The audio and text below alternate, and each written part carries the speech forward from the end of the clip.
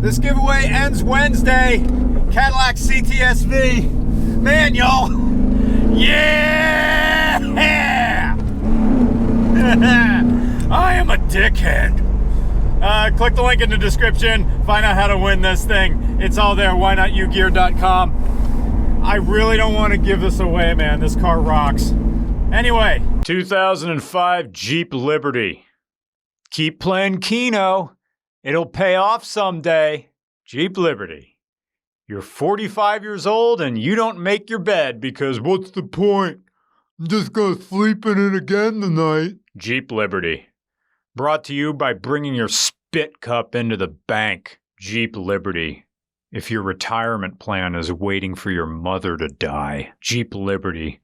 The official car of digging through people's recycling bins for aluminum cans and calling yourself a small business owner. You drive a Liberty. You're the one parent that even your kids' friends know ain't shit. Jeep Liberty, the official car of, it's okay. Cigarettes don't hurt my baby. And then you get your bare-ass face thrown out of PHL. Randy Marsh style, all the while sobbing, I refuse to live in fear, while Boys to Men's All Make Love to You plays overhead and ground crews film you. Gritty's there too, dancing. Congratulations, you're a viral hit now, but you won't know for a day and a half because you're driving to Tampa, Florida in your Jeep Liberty. That's it, babe. That was the greatest moment of your life. The most significant thing you'll ever do. If we ruminate on the denotative definition of irony, we're never going to get anywhere in this class. But never since the Ford Aspire has a car received a more ironic name. All Liberty owners proudly shackled themselves to a cart of their own poor decisions. It's emblematic of the mid-2000s. Running skid-stained boxers up the flagpole to see who salutes. And praying the shareholders missed the email about it. It was an SUV for the Freedom Fries Group, with its paint titled Patriot Blue Pearl, and its somewhat presentable, yet slightly weathered appearance, like closing time era Tom Waits. The Jeep Liberty exists to provide emotional reinforcement to old men looking for the redemption that only the state lottery can provide, and young mothers overdrawing their bank accounts on tummy tea and dry shampoo.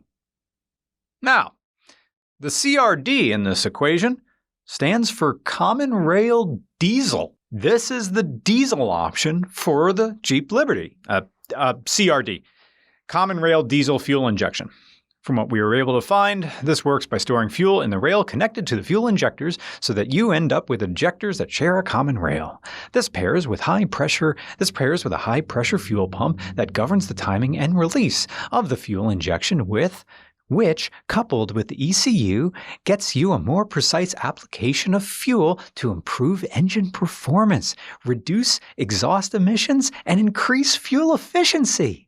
The ECU that controls atomization and the fuel amount also allows for multiple injectors that can occur at any interval or pressure. So in theory, you're getting good numbers across the board out of this thing. But Mike has done some mods. He added the Malone Tune on this 2.8-liter CRD, 16-valve, 4-cylinder turbo. So it's good for about an extra 10 horsepower and maybe 30 foot-pounds of torque over factory specifications, which are 160 horsepower at 3,800 RPM and 295 pound-feet of torque at 1,800. The diesel is good enough to make you ignore some of the more underwhelming aspects of this thing. It's an engine designed and built by VM Motor, an Italian company formerly owned by Detroit Diesel and later bought by Daimler. So you have an American-sold, German-funded car with an Italian engine. Fuel economy is about 21 miles per gallon city, 26 highway, and it offers a 5-speed automatic transmission, which is fine for what this is, an uncomplicated SUV that's flexible. I mean, technically this is a sport 4x4, and it was a custom order by Mike's father that used this Liberty in the family shop, which is this, as a push car, which is used to tow trucks with dead engines or no transmissions. Mike Dad's got this new in 2005 to join the family's extensive line of diesel vehicles, particularly the 2 Dodge Cummins trucks that had become too expensive to own since the War on Terror sent diesel prices through the roof. According to Mike, his family saved thousands of dollars with this Jeep Liberty. As he told us, it's very reliable, dependable, and it does everything. It's particularly why they're a diesel family. I mean, they're all diesel mechanics, except for one Porsche 911.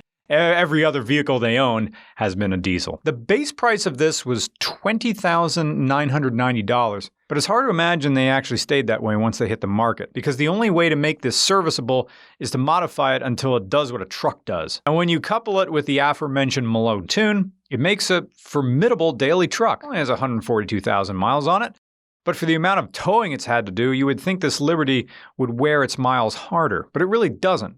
It moves pretty well, and the Tune keeps making high torque. And even if you have to mod it, it can still be a better value than buying up a loaded-up lease Albatross. Yeah, Mike did have to pay to have the transmission replaced at 100,000 miles due to valve body issues, but that's because it wasn't worth the money for the family to fix it on their own. And so they got a Jasper transmission and moved on. You do have to be on your toes with the Jeep Liberty diesel, whether it's with repairs or with mods. Keeping it stock is harder than having to do sex without cursing. 2005 Jeep Liberty Diesel. Sponsored by Sad Music Boss Fight. People who make JRPGs probably think they're making something more epic when what they're really just doing is sapping all the energy out of the room. The diesel saves it. It's great. It's just everything else comes up short. The interior is like sitting in Delaware. The factory tint saves innocent eyes from witnessing the complete lack of imagination on display. There's no prestige anything in here. It just feels like the people who made it didn't care about making something anybody would brag about driving. But even then, status isn't the point here. If you're buying this Jeep, it's because you've already had it with life. This is the KJ platform, and the Liberty was the first Jeep to use rack and pinion steering. It offers some measure of association with better cars, and it was still called the Cherokee in some international markets, as it replaced the Cherokee XJ. And by some metric, it gives you the Jeep experience, despite its appearance, like the driving modes. You got some Subaru-esque part-time four-wheel drive that can be used whenever, whereas you got the traditional four-wheel full-time traditional four-wheel drive. That's conditional, as the diff locks and all four wheels are now spinning now. It's got 4 low for 4 low stuff, and it's got 4 full but low range, while the 4 full is truck four-wheel drive, and then there's two-wheel drive, which is just two-wheel drive, while the part-time drive is Subaru time. I should just probably just look at it. Did I mention that the Chevy Colorado Duramax uses this engine? GM bought the rights from VM, taking 50% of the company off Penske until Fiat bought the other 50% and came to an agreement to share the manufacturing rights, at least until 2013, when Fiat bought out GM's share. But for the brief period where they both owned half, GM had nowhere to build these jointly developed engines, and so they built a $200 million plan in Thailand for that purpose, because GM loves spending money and buying stakes in companies they don't have any good ideas for. Anyway, Jeep Liberty Diesel. It's fast. I'm surprised. This thing moves. But the seats are hard, and the ride feels tippy, and the plastics are cheap, and the steering wheel is forever sticky. And the seats are hard, inappropriately hard, like almost busting while watching Columbo.